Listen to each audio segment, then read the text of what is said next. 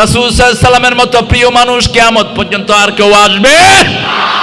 নিজের জন্য কোনো কাজ করেন নাই, সারা জীবন উম্মতি উম্মতি বলে শুধু কেঁদে গেছেন।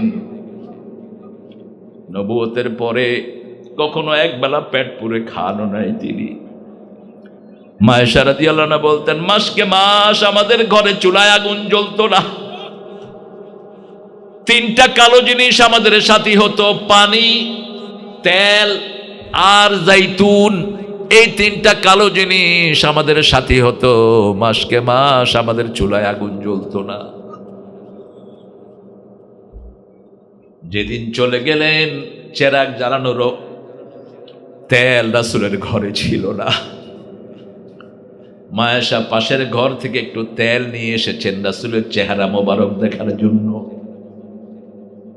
ত্রিভুবনের সরদার নিঃস্ব চলে গেলেন।